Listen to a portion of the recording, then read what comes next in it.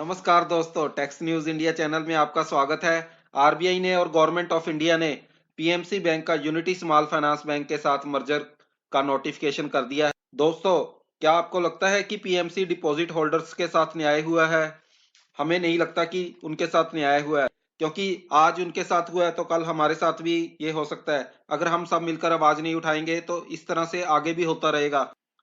RBI की जो अमलगामेशन की स्कीम है, इस स्कीम के अंदर रिटेल डिपॉजिटर को 100% अमाउंट वो 5 से 10 साल में दी जाएगी।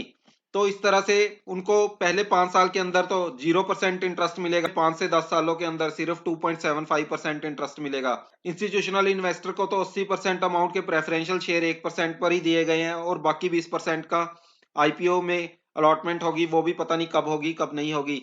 तो इस प्रकार से दोस्तों पूरा आरबीआई ने इस स्कीम के अंदर धोखा किया है। दोस्तों, एक कहावत है कि सब्र का फल मीठा होता है। पीएमसी बैंक के कस्टमर्स ने तो 5 साल का इंतजार किया, लेकिन सारा कुछ कड़वा ही निकल रहा है। अगर हम देखें कि 6% इंटरेस्ट रेट तो मार्केट के अंदर चल रहा है और इन्फ्लेशन भी चल रही है, तो इस तरह से तो 10 साल के अंदर 60% अमाउंट खाली हो जाएगी, जबकि उनको मिल रहा है 13 या 14% ही। एक तरह से 50% अमाउंट पहले 5 साल के अंदर ही लोगों की हड़प कर ली है। इंस्टीट्यूशनल इन्वेस्टर का तो 100% अमाउंट ही इस तरह से गड़बड़ कर दिया है कि 1% इंटरेस्ट के ऊपर 8-10 साल तक रखेंगे और उसके बाद पता नहीं मिलेंगे या नहीं मिलेंगे, और 20% अमाउंट के शेयर भी पता नहीं मिलेंगे या नहीं मिलेंगे। तो ये बहुत ही गलत हो रहा है। दोस्तों, ये एक बैंक का फेलियर नहीं है, बल्कि आरबीआई का फेलियर है, गवर्नमेंट का फेलियर है, एक पूरे बैंकिंग सिस्टम का फेलियर है। लोगों के विश्वास के साथ धोखा है। अगर हम बैंक जाते हैं तो हमारा फर्ज ये नहीं बनता कि बैंक किसको लोन दे रहा है, क्या लोन देने वाला पैसे वापस करेगा या नहीं करेगा। तो क्या ये सारी चीजें एक कस्टमर को चेक करनी चाहिए? और अगर हमें चेक भी करनी चाहिए तो हम तो सिर्फ बैलेंस शीट ही देख सकते हैं, और बैलेंस शीट के अंदर फ्रॉड को पकड़ा नहीं जा सकता। फिर तो किसी बैंक के अंदर और एक पोंजी स्कीम के अंदर कोई डिफरेंस नहीं हुआ। अब दोस्तों, जो पीएमसी बैंक के डिपॉजिटर हैं, उन्होंने सुप्रीम कोर्ट जाने का मन बना लिया है। हमारी भी रिक्वेस्ट है सुप्रीम कोर्ट से कि वो इस मैटर को सुओ मोटो हियरिंग करे। इसके अंदर जो गरीब आदमी की है वो हार्ड अर्न मनी पूरी वेस्ट हो रही है, उसकी मेहनत की कमाई वेस्ट हो रही है।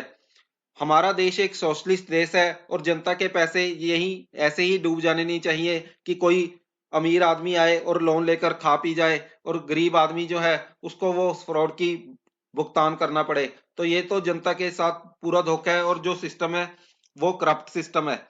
आरबीआई के जो फॉर्मल बोर्ड मेंबर हैं श्री सतीश मराठे जी, उनकी एक संस्था है सहकार भारती, उन्होंने न्याय दिलाने का बीड़ा उठाया है पीएमसी डिपॉजिटर्स को। हम भी उनके साथ हैं। उन्होंने सरकार से, फाइनेंस मिनिस्टर से डिमांड की है कि डिपॉजिटर्स के लिए स्कीम दोबारा से रिव्यू की जाए और कम से कम 6% इंटरेस्ट उनको दिया जाए जीरो डेट से ही, और इसके साथ ही 5 साल के अंदर सबको पेमेंट मिल जाए। डीआईसीजीसी के साथ लिक्विडिटी के लिए कॉन्ट्रैक्ट होना चाहिए और उनसे पैसे एक बार ले लेने चाहिए और बाद में उनको पेमेंट हो जाएगी। तो हमारा भी यही मानना है दोस्तों कि ये एक फ्रॉड है, ना कि कोई सामान्य बैंक फेलियर।